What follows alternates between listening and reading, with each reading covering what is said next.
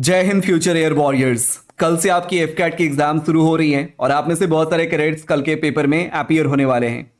सबसे पहले तो इस युद्ध में जीतने के लिए मैं आपको ढेर सारी शुभकामनाएं देता हूं। हम सब ने मिलकर अनअकैडमी प्लस पर पूरी ईमानदारी, मेहनत और पूरे लगन से स्मार्टली पढ़ाई करी है और मुझे पूरा भरोसा है अपने कैडेट्स पे कि आप इस एग्जाम को फोड़ के आओगे। बस इस मोमेंट में आपको अपने ऊपर विश्वास रखना है। You have to believe in yourself, you have to believe in the process. ये जो पिक्चर आप देख पा रहे हो अपने स्क्रीन के ऊपर, इन्होंने भी वही सेम प्रोसेस को फॉलो करा है। इन्होंने भी अपने ऊपर विश्वास रखा है, तभी आज आप इनको यूनिफॉर्म में देख पा रहे हो। आपको भी अगर ये यूनिफॉर्म अर्न करनी है दोस्त, तो आपको भी इस प्रोसेस के थ्रू गुजरना होगा। आपको भी रिटन एग्जाम क्रैक करना होगा, आपको भी एसएसबी इंटरव्यू के थ्रू जाना होगा, आपको भी मेडिकल क्लियर करने होंगे और उसके बाद आप भी हैदराबाद में ट्रेनिंग करके आप भी इस यूनिफॉर्म को अर्न कर सकते हो। साथियों, ये जो रिटन एग्जाम है ना, ये सिर्फ और सिर्फ आपका नॉलेज ही नहीं टेस्ट करता, बल्कि ये आपका टेम्परामेंट को भी टेस्ट करता है। यानी कि आपने जो पिछले 100-150 दिनों में जो पढ़ाई करी है ना, आप में से बहुत सारे बच्चे हैं जो 3 महीने 4 महीने से पूरी ईमानदारी से पढ़ाई कर रहे हैं। तो यार इस दौरान जो आपने पढ़ाई करी है, उसको 2 घंटे के पेपर में कैसे एग्जीक्यूट करना है ना, इस टेम्परामेंट को आपको प्रूव करना होगा पेपर में, राइट? अगर आपको इंडियन एयरफोर्स को एज एन ऑफिसर ज्वाइन करना है तो आपको मेंटली और फिजिकली दोनों में टफ होना पड़ेगा, रॉबस्ट होना पड़ेगा। अब दोस्तों, कुछ ऐसे कॉमन मिथ्स जो हमारे दिमाग में इस टाइम पे चल रहे होते हैं कि पेपर ऐसा हो गया या कुछ बाहर से तो नहीं आ जाएगा, हमने जितना पढ़ाया है उतना सफिशिएंट है कि नहीं। तो यार देखो, आप सबने सिलेबस बहुत ही ईमानदारी से कवर करा है और देखो, एक दो क्वेश्चन अगर इधर उधर से आ भी जाते हैं तो आपको बहुत ज़्यादा दिल पे नहीं लेना है, स्किप कर देना है। स्किपाय नमः अपना मंत्र याद रखना है, ठीक है? अगर तुम नहीं कर पा रहे हो तो यार उस क्वेश्चन को कोई नहीं कर पाएगा, ठीक है जी? और थोड़ा बहुत लक फैक्टर होता है, 2-4-5%। तो लक फेवर्स द ब्रेव। तो अंदर से एकदम मजबूत रहना है, ब्रेव बने रहना है, ठीक है जी? Now let me tell you, इसके बाद एडमिट कार्ड वाला तो एक वीडियो मैंने ऑलरेडी बना दिया था, लेकिन एक बार मैं फिर से आपको बता देता हूं। सो देखो, एडमिट कार्ड आपने कलर प्रिंट आउट निकलवा लिया होगा, तो 2 कलर प्रिंट आउट ले लेना, ठीक है जी? उसके बाद आपने उसके ऊपर 2 फोटो चिपकाने, लाइक एक फोटो चिपकाना है और एक साथ में लेकर के जाना है, एक वहां पे जमा होता है, ठीक है? तो आप फोटो पहले से भी चिपका करके जा सकते हो।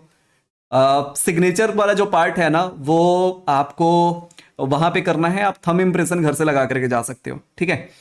नाउ एक फोटो आईडी लेकर के जाना है जिसमें आपके क्लियर फोटोग्राफ हो और आपने जो एडमिट कार्ड पे मेंशन होगा ना, वो वाला सेम लेकर के जाना, ठीक है? एक बॉल पेन लेकर के चले जाना, 2 रुपए वाला। इसके अलावा एक वाटर बोतल भी लेकर के जा सकते हो, लेकिन नॉर्मल वाला, ये जो ट्रांसपेरेंट वाला होता है ना, ये भी लेकर के जाना। ये मतलब बहुत इंपॉर्टेंट है। मैं खुद अगर एग्जाम देता हूं तो मैं ये लेकर के जाता हूं। साथ ही साथ मैं एक और चीज फॉलो करता हूं कि यार देखो, एग्जाम में ना 2 घंटे में वो जो एनर्जी लेवल है ना, वो बनी रहनी चाहिए, ठीक है? लाइक अगर एनर्जी लेवल नहीं रहेगी तो दिमाग भी ऐसे सुस्त होकर के काम करेगा। तो आप नारियल पानी जरूर पी लेना एग्जाम से आधे घंटे पहले, ठीक है? वो पूरी ताजगी बनी रहेगी एग्जाम के दौरान, मजा आ जाएगा आपको पेपर फोड़ने में, ठीक है जी? क्योंकि उस टाइम पे 2 घंटे में ना आपकी जो एनर्जी लेवल है वो एकदम पिक पे होनी चाहिए।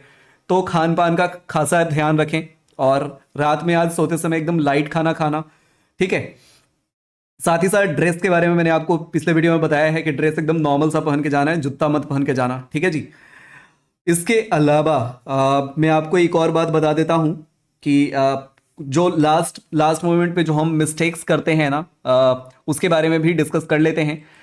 तो यार देखो, ये तो कई बार मैं क्लास में डिस्कस कर चुका हूं अनअकैडमी पे कि आपको तुक्का नहीं लगाना है, एक भी तुक्का नहीं लगाना है, लिमिटेड अटेम्प्ट्स रखने हैं, ठीक है? कोई गेस वर्क नहीं करना है। 70-75 अगर बन रहे हैं तो that is more than enough, ठीक है? तो आपको 15-20 क्वेश्चन छोड़ करके आने हैं, ठीक है जी? आपको ऐसे दिल पे नहीं लेना, ईगो पे नहीं लेना, ठीक है? जितने 100% कॉन्फिडेंस से कर पा रहे हो बस उतने ही करना, बाकी को स्किप कर देना, ठीक है? सबसे पहले आप देखो, पेपर जो है ना, उसमें कोई ऐसे टाइम की कमी नहीं है। टाइम पूरे 2 घंटे हैं और किसी भी सेक्शन में आपको टाइम का कोई ऐसा लिमिट नहीं दे रखा है।